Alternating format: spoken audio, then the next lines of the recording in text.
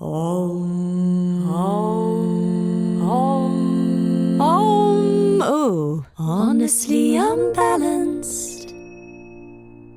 And the first thing that I guess that's current, and I'm sure all of you kind of know what Radhika do anyway, is your Instagram has blown up amazingly recently. And what I've noticed is you are someone who's willing to invest in growth. And that be whether it's spending money on your podcast and actually getting an amazing studio and bringing people in for that, and get this amazing venue, Union Chapel, which Ed Sheeran's documentary was featured around, and committing to that, taking the risk. And that's paid off massively because you've still got so much social media content that is booming. How many followers you got now? It's like another 5,000 every 10 minutes or something. Yeah, I've lost count. But it's something like 200 and something thousand, so that's cool. So I guess the question is, your approach to taking risk for growth. Can you speak to that? Yeah, I mean, I think it's really the case that when you're doing something that's a little bit new to the scene, the wellness scene, I share Kirtan, I share mantra meditation. And when you're sharing something that isn't so commonly understood, or when it's something that is a new niche in the market, I felt very passionate about trying to give it the best platform possible. And I mean, we could boil this right down to the psychology of my childhood or something. But there's something in me that always strives to try and give whatever I do 110%. Because I think that, yeah, there's a quote that I love that kind of signifies why I live that lifestyle. It's by Martin Luther King. It goes, those who love peace must learn to organize themselves as effectively, if not better, than those who love war. And if those who love war can be so organized down to the point where, you know, we don't even know what our taxes are going to nowadays. If they can be so discreet and so organized in such a way that the material world is basically giving us all these opportunities for, material enjoyment, then why can't spiritualists be organized too? Amazing. You know, so that's been a driver for me. That everything that I do, let's give it the best platform. If we're going to spend money on a podcast, let's spend top dollar. Let's make sure it's filmed properly. If we're going to do a concert, let's do it at Union Chapel, not in a hall down the street. Let's do it at Union Chapel. Let's make it a proper platform for the practice. And so, did you have any doubters, whether that be friends or family, that didn't think it would work, or thought, why are you boosting your ego by recording a podcast? Yeah, and how did you respond to that? How did you interact with that? Yeah, I mean, I still get it. It's interesting because when I first started sharing Kirtan and mantra, the honest response I got from the market was, you're not white, you're not female, you're not blonde, pack it in. Really? In essence, that's what they said. That's what they told me. I'm not going to say who, but that was the essence of, you're not going to make it, you don't have the look. And I know, okay, I dress in fancy clothes, but I'm not a Brad Pitt lookalike. But at the same time... You've got a very nicely crafted beard. I mean, I do There's take lines. my time on beard. This takes me more than 10 minutes, I'll tell you that. But it was definitely a downer, and I had to really reassess, do I love the practice as much as putting the time and energy required in? And for 2 years, imagine, the first ever Kirtan I did, there was one person that came in. I had a full band with me, including a sax player, a drum player, the whole thing. One person walked in, put their mat out, lie down on the floor, and I was like, okay, well, we just crack on, right? We just carry on with doing this. And after about 10 minutes, I opened my eyes and the person was gone. So we did the whole 2-hour set in front of no one. And I was told by my spiritual teacher that if no one comes, you chant to the walls, because ultimately the chanting will purify your own consciousness. And at the time, I was really doubting myself. I was like, maybe they were right. I mean, maybe I should, I don't know, have a sex change, or maybe I should, dye my hair blonde or something. I didn't know what to do. I was really, really, shaken by the whole thing. But I felt happy. Deep within, I felt that there was something that, regardless of whether other people appreciate it or not, you have to kind of back yourself when you find a practice that is going to bring you joy and happiness. And how are people doubting you now? You said it's still happening. Yeah, I mean, interestingly enough, it's people from an Indian background will say, why are you making it so white? You know? Oh, really? Yeah, why are you westernizing the Kirtan practice? And I mean, you can't win, right? There's that story of a man who carries a donkey through a town. Have you heard that? Has anyone heard that story? No, tell it. Okay, so there's a father and a son walking through villages. They've got a donkey with them. And the first village they go through, everyone starts laughing because the man had put his son on the donkey, and they were laughing, saying, "Look at this idiot. He's put his son on the donkey. He's an old man. Why is he making his son sit on the donkey? He should sit on the donkey." So in the next village they went through, they swapped places. The son was holding the donkey's rope, and the man was sitting on the back of the donkey. And everyone started laughing, saying, "Look at this guy, such a fool. Such a fool. He's got a small child, and he's sitting on the back of the donkey. How foolish." So the third village they went through, neither of them sat on the donkey. And everyone started laughing, saying, "Look at this fool. Look at these fools. Neither of them are sitting on the donkey." So you can't please everyone, ultimately. There's no happy ending on the story. I mean, I don't think there ever... I think there's always going to be people that just don't like us, you know? And it will get worse for you now, right? in the nicest way. Because your growth has been so great, which is wonderful that people are starting to be aware of what Kirtan is. You've got so many more followers now. There'll be so many more people, I'm sure, saying negative stuff. And we've had the conversation before. You know, my tactic is just block people. Just delete and block. Don't interact with it in any way. Yeah. Block and delete. What are your tactics for dealing with it? Or what are your teachers advising you? Yeah, it's a good question.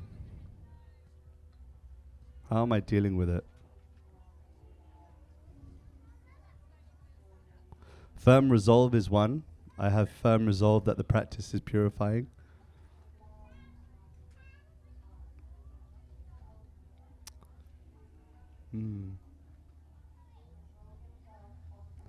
I think we have to come to a point in our lives, each and every one of us, where we solidify principles by which we live by, practices by which we die by, and in so doing, it doesn't affect us so much anymore.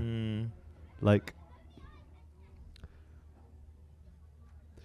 ultimately, when people say harmful things, there's always 1% truth in it, but there's also a majority percentage of them just trying to tell you that they want some love. Yeah. Those that want love usually say it in the most unloving ways. And ultimately, when people are saying harmful things, it's, yes, there's always going to be truth in what they say, 1%, 2%, 10%, 50%, but there's another emotional part of it that's usually just them crying out, "Love me." And they want to be seen. They just want to be seen, yeah. And maybe growing up, that's the only way they've been able to get that, is to behave in a negative way. And that's the only way they've been seen. I guess so. What a lovely answer, though. Firm resolve. And what gave you that resolve initially? Where did that come from? Was it family? Was it friends? Was there a moment when you thought, this is my path and this is what I need to bring to the world? Yeah, I think on that part, it was the solitude I took up in my young age. Like when I first discovered Kirtan and Bhakti, I was like 15, 16 years old. And at that time, it wasn't even in my mind that I want to share this with the world. I just took the opportunity to practice in solitude. And I think nowadays people are scared to do that. Everything has to be done with a community. Like you need to find 100 people that you're going to love this with. But I think there's a power in, it's different from being lonely. Loneliness and solitude, there's a difference. Loneliness, solitude is a choice. You've chosen to practice something in such a way that it becomes a part of you deep down, not just, for show. One of my teachers, Radhika Swami, says that the character of a person can be told by what they do when no one else is watching. How many practices do you have in your life that you don't share on Instagram, that you don't expect others to validate you for, that you don't expect your friends and family to be talking about all the time because you're trying to impress them? How many things do you do in your life that are simply for your own personal character building? And when we count those things, we can start thinking, okay, what kind of life do I want to live, or what changes can I make, the small changes? What practices can I add, the small practices that will help me to build resolve, inner resolve? And it sounds really lofty, right? What I'm speaking is like, yeah, Radhika, come on, give us a break, like talk on the real level. But the truth is that spirituality or attainment of any sort of spiritual knowledge or, reformation, a lot of people think it's the clouds will part, the Instagram followers will come, the rays of the sunlight hit your head and you start feeling this divine bliss. It's a choice. You have to make a choice about what kind of life you want to live, And so it was an active choice. Yes, there were karma elements, like things that are out of my control that made everything work, like finding an amazing team, finding amazing people, you heard the musicians up there, they're incredible. That wasn't all my doing. A lot of it's kind of like destiny and karma, etc. But at the same time, I'm always trying to, for every 1 hour I sit in front of this microphone, I'm trying to spend 2 hours away from it. and it's a choice. You have to make a choice. Has it changed your personal facilitating sessions, leading sessions, it being a source of income as well and a business and the growth in that aspect? Has it changed your personal practice and your interaction with that, or has it stayed the same? Yeah, I just spend a lot more. Yeah, okay. So those of you that know me personally, and even in fact, this is a great opportunity for me to share it. Everything that comes in through any donations or any contributions I get through Kirtan, I either spend it back in trying to spread Kirtan, or I spend it on more expensive musicians. And so even though last year my accounts, we turned over £103,000, I spent 98,000 of that or so. Because the idea is that I so much believe that hearts can change one mantra at a time, so much believe it, that I will invest all of the money back in. And so I still work a 9 to 5. I still have a regular job, believe it or not. I'm burning the candle hard at both ends. But it's what I'm saying is you need to find what is your purpose, you know? What is that one burning inner resolve that you're willing to go above and beyond for? And if you haven't found it yet, it's never too late. Just go and experience life in a way that you never thought was possible. Go and have experiences, go and meet people, and slowly try things, try this practice, try that practice. Find that inner burning and just develop that in solitude. And when you feel that the time is right, just go for it, go and share. Because more dreams have died by these words than any other. More dreams have died by the words, what will people think? And so even if I took some of that money for myself, there'll be people that will say, oh my God. But the fact is that I don't care whether people like that I'm spending the money in Kirtan, or that, you know, people are amazed by it. I'm just simply, convinced that this practice is incredible. I love it. There's no calling for like a £90,000 team Porsche. Yeah. The money's been spent on. I wish. And then what other practices keep you going? Like, do you have any other hobbies, as it were, or anything that is just yours, that isn't out there in the public domain, that is just personal, that isn't linked to business or dharma? Yeah, I mean, I like being a father. When I was growing up, my dad was incredible. He supported me and still is supporting me in so many ways. But one thing that I really appreciated in my opportunity for fatherhood was I was able to spend like Monday to Thursday with my kids all the time. Like I'm just always there for them. And so that's in one sense a hobby, but it's also something that I choose to invest in. I could choose to take up events that just make me travel all the time. But I've kind of committed now Monday to Thursdays for me and my family. And then Friday, Saturday, Sunday, I'll go out and share. Are your kids old enough to understand, or the eldest might be, to understand vaguely what you do? Yeah, I mean, I did a kirtan on Sunday last week in Hampstead Heath Park, and there was like 200 people that were there with us, and he just came and sat on my lap. And I was like, you know, either I sacrifice the kirtan, or I just actively go, no, this could be a really defining moment for him. He may remember this. Like, I still remember small moments from when I was like 3, 4, 5 years old. And so... so he was sitting on your lap with the harmonium in front of you? He's trying to press the keys, and I'm like, Brad, don't do that. But no, I just left him there, and, you know, he had a great time. Have you bought him any instruments yet? We've just bought Sonny, like the equivalent of like a little drum, and he's loving it. Have you got them on? No, yeah, he's got a keyboard, but he doesn't quite know what it does. So I'm gonna offline. I'm gonna make you some recommendations on this little kind of drum you can get. Let's do it. It's a great. It looks You're cool. making my house a noisy place. Which is nothing wrong with that. Let's talk now. let's shift gear a little bit towards like what do you all do kirtan? Have you all been like you all know what this is? Okay. Do you also sorry guys watching the recording, but how many of your friends think you're doing like weird cult stuff when you go to a kirtan? Yeah. And so for these people whose friends think they're in a cult, and they're going to kirtan, what should they be saying to their friends in terms of what it is and the meaning? Because I think I get a bit like, my mom is still like, is it religious? Or should you be participating? Is this against our Roman Catholic upbringing? What would be a good answer? Oh, it's so dependent on the situation and who you're talking to, you know. Is anyone that wants to do this with me, and I can try my best to help them to share? Does anyone want to be able to share it with their friends and family and their colleagues? Anyone? If not, I will. Okay, right. Okay, so your situation. So my situation is, I was brought. Let's not do family. Let's do friends. Yep. I was supposed to be a lawyer. And so a lot of my friends are now lawyers who mainly spend their evenings drinking. Okay, both out and in. And anything to do with this world. They kind of get yoga, they understand the body bit. Because, for most people, yoga asana is a first entry point to you, because as Westerners, we're used to moving our bodies. Yep. Okay, and that meditation's a little bit out there, but being more and the cues for Michael's 10 are incredible. Like people are more and more up for meditation. But then the idea of doing chanting is like, you're weirdos. Yep. Is it like a school choir? Is it a cult? What is it? Do you even know what you're chanting? Is it Hindu karaoke? Yeah. And I think in a previous podcast, I told you about my experience of thinking when I first saw it on a big scale, and it was all white people. I was like, this is like the equivalent of going to China and seeing like lots of people wearing like nun outfits and priest outfits, running around like singing hymns. Like it just felt so odd. So that would be my situation. Okay. How would you answer those friends like in the pub? Yeah, I think that the way I'd answer it is ask whether they first want to come with you, or they're asking because they're trying to cuss you up about it. Yeah.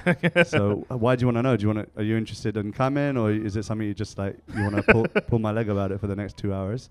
And if they're genuinely interested, just say, what do you want to know? Like, what is it that's of interest? Because I think what happens is when you love something really dearly, then sometimes the tendency is we can overshare and we can start getting into the depths of things that is beyond someone's amateur experience or someone's like entry to that process. So like, a lot of the time I don't use the word God because I've noticed that within Western culture, that's quite a triggering word. Or the word Lord, the Lord thus said this. I heard it. There was a studio I teach in where there was this person made a real fuss about a yoga teacher using a god, or I think they were talking about. That's the tragedy. God, yeah. That's the tragedy because, the yoga process. Yoga means to connect with God. That's what it really means. It's bringing your mind and consciousness to a point where you can connect with the divine. But the problem is we've thrown the baby out with the bathwater.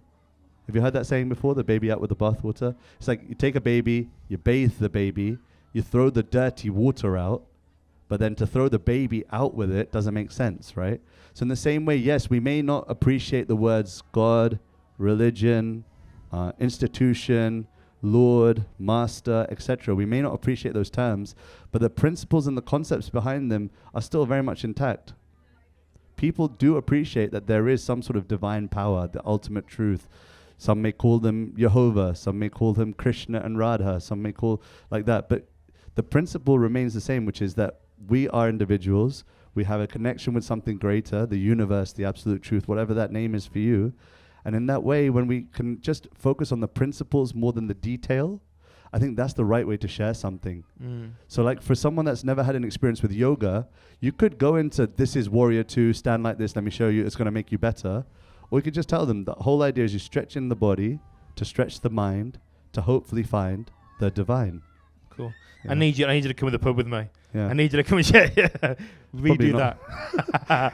No, this is. I'd like to do. Oh, I just plug it in there at the bottom.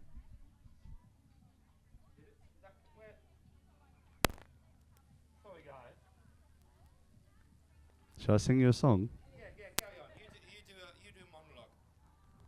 All right. There we go. Oh no, there we go. Oh, sorry, guys. I was going to take into gear. Ruined the special moment. You mentioned earlier. Yeah. You talked about some people in kind of your greater community thinking that you're making it white. Yeah. Like too white. Where does that come from? Is the idea that the practice should remain part of a certain community, or is it a reaction to cultural appropriation and a desire for there not to be more cultural appropriation? Yeah. Like, where does that come from? Great question. In the scripture, there's this verse that says, Nava Adigram Hoibe Meranam, which means that in every town and village, this chanting should go on.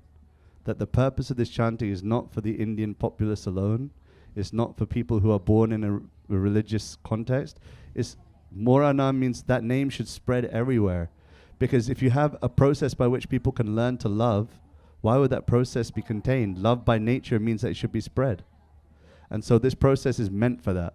But those who are, in one sense, not really educated in the scripture, and this is quite a controversial statement. Here we go. Here the comments come reeling in. Radhika Das, how can you say that?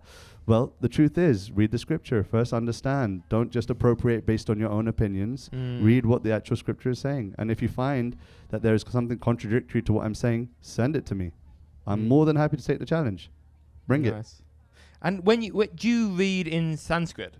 I read in Sanskrit, and I read in Bengali, I read in Hindi. And at what point did you learn Sanskrit as a response to you moving more into this world? Yeah. So I first, before I started singing, I was actually a speaker. Like, that was my thing as a training bhakta. I was like put in front of a microphone and told to speak and share. So In what context? like, I would share at university. So like people at City University in 2010 and 2011, I was sharing at Leicester University. And Are you one of these people with like carrying around a speaker, like standing outside? No. No, they just have like spiritual events where they want me to share about consciousness or share about the soul or talk about the navigating of the material world as a spiritualist. I didn't realize this. Yeah, and then I thought, you know what, this is all fun and games, but you know what I've noticed about Western culture? They don't generally, this is a general point, most people aren't looking for knowledge. No, yeah. They're looking for experiences. This is what I've seen. That if I put on a course which said, learn how to be spiritual in 6 weeks, 5 people will turn up. But if I put up an event that says, come and sing and dance with me, 150 million people will show up. And so I adapted. I was like, this is an opportunity for me to share spiritual culture, the Vedic spiritual culture specifically, and let me do it in a way that people are going to appreciate it. And Kirtan seems to be the way. I'm not the best singer in the world. I know that. But why do you think I bring such an incredible band with me? They pick up the pieces. And I think it's important, like, once you find something, it's not the detail. The detail is the harmonium. The detail is the voice. The principle is I'm trying to bring about a consciousness beyond the body, a consciousness of love, a consciousness of happiness, a consciousness beyond that which people have experienced through drinking beer and having Gucci handbags, a consciousness that is completely out of the ordinary, a consciousness that might be the answer to fulfilling a life which is way much more happier than what they're currently living. In terms of the delivery of the kirtan, the leading of it, is there you use multiple instruments? I've seen many people like MC Yogi deliver it through kind of a spoken word and rap. Yep. Is there a line to what you could get involved? No. Anything? Yeah, my grandfather's spiritual teacher, his name is A.C. Bhaktivedanta Swami. He says it like this: you can be a spiritualist in suit and tie. And when I read that, there's another one. Here's another one. There was one time he was giving a lecture, and it was in Germany, in Berlin.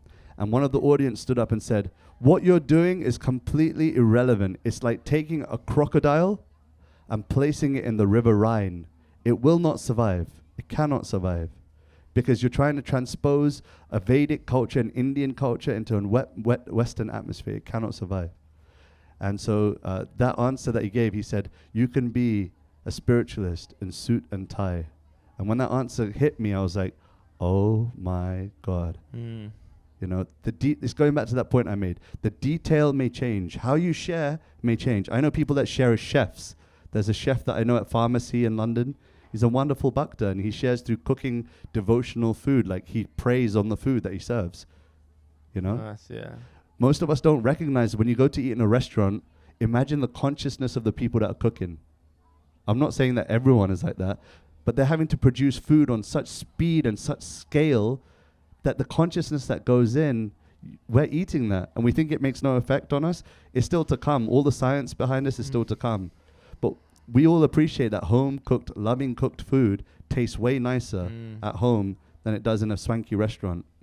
And it's because consciousness is everything. So the principle is not whether you sing it in this way or that, not whether you sing it with a saxophone or with a djembe, but the principle is that you're trying to uplift consciousness. And so do it in a way which is tasteful, which is authentic to the scripture. At the same time, don't focus on the detail too much. No. Do it in suit and tie if you want. And if you're ever in London, on that note, Om Nom, the food there, so Om Nom in Angel in Islington, would that be described like a Bhakti restaurant, isn't it? You do stuff there, and it's incredible. Yeah, and you can kind of taste the passion. We had some on our training. The owner came out and gave a talk. Yeah. I think the owner or the manager. Yeah, BJ. Shout out, mate. Yeah, no, it's amazing. I would love. You mentioned something there. The science is yet to come. Now, I was always someone who was, I need evidence, I need data, and then I married Holly. So I don't know if you know that. Holly, my wife, Holly. is there. Oh, and let's not talk about it then. No, I'm joking. No, I'm not going to offend her. No, but Holly's very different to me. Holly's full of love and light, and she does crystal sound healing, etc. And I was like, but there's no science. And then someone revealed a story to me, and I believe it was like maybe penicillin. And it was the fact that for so many years, they had no idea how it worked. Mm-hmm. They know it did something, they could see what it did, but they didn't know how it worked. And I come to think, actually, for sound healing, that might be the same. Like, for me, the quality of the science data isn't necessarily there based on my limited knowledge, but it does amazing stuff for so many people. Mm-hmm. And I guess, I don't know if anyone's actually researching the power of Kirtan. I'm sure. Yeah, there's quite a few studies on Kirtan and mantra. And the what are power they of sound. saying? I mean, all the things you'd expect, that it's changing your mind in the way that it lowers your heart rate, it brings you to happier states, more endorphins are pumped through the body. There's a guy called TJ Power. If you want to message him on Instagram, TJ, a lot of messages coming your way, my friend. But he basically has done the science on it and shown how. Has anyone seen that experiment where they put salt on a speaker? Like, there's a speaker that's pumping music, and they drop some salt on it, and it forms patterns, concentric circles, and like different patterns that are shown. And the idea is that these waves are having an effect on our awareness. It's like if you're wanting to, here's the science that I guess in one sense you can all experience. Go to the gym, and what kind of music do you put on? Passionate, boots, boots, boots, boots. You can't listen to the kind of, the classical music now. 10 more reps. No, I now do there, no. Yeah, so we all use sound to change our awareness, change our consciousness. So if we believe that we're spirit souls, if we have even an inkling that there's a divine part of us, then why can sound not unlock that as well?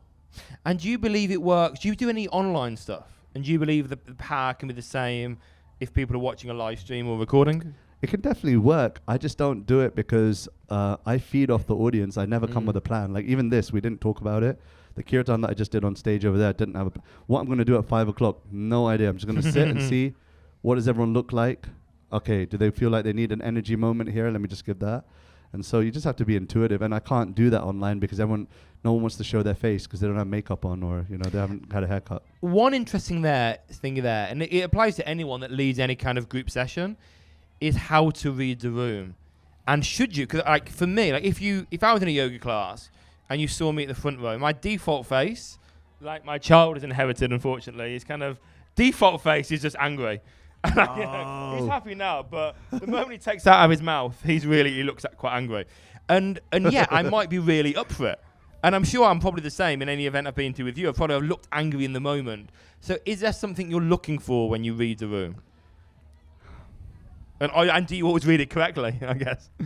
Once you do it enough, you can start really. It's like with any performer. Once you've done it enough times, you can kind of read what's required. But the kind of signs I'm looking for is, it's almost you reading eyes. First impressions, it's not always about the muscles here and here. Like, you were saying you look quite angry. You can just almost read from the eyes that this is a person that's come for something deep, or they've come for something that's passionate and energetic. Like when I go to Barcelona, you can just tell, like when you look in the audience, they're so passionate that they get so bored when I'm doing the Om Namo Bhagavate.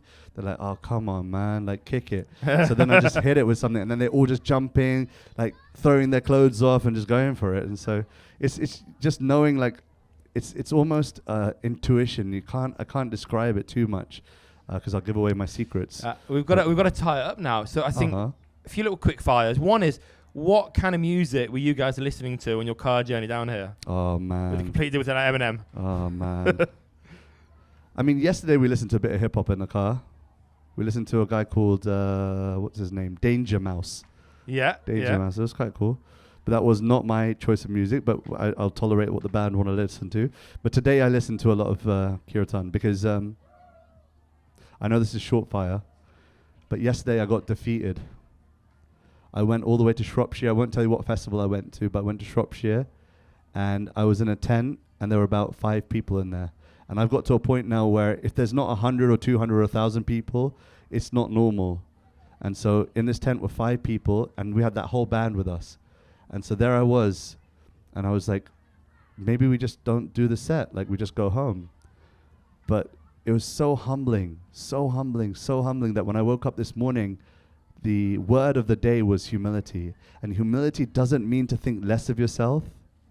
It means to think about yourself less. And so today it was all about Kirtan. So on the way here, even though the 2 passengers maybe wanted me to put some danger mouse on, I just kept the Kirtan on, because today the word is humility. I think there's nothing else to say. Thank you so much for your time once again. Thank you. Thank you. And when are your sets here for people? Well, I'm back on at 5 o'clock. We're going to do some cool stuff then, so please join us. Otherwise, thanks for tolerating. It's very kind of you to join us. In fact, let me address all of you and try and see each and every one. Thank you, thank you, thank you, thank you, thank you. So lovely to be with you. Thank you. Thanks so much. Thank you so much, guys. And actually, Holly and I have both been on Radhika's wonderful podcast. And and Radhika's been on ours twice, once very recently. So if you want a more in-depth chat, Honestly Unbalanced is a podcast, and you can find an hour or 2 hour-long chats there.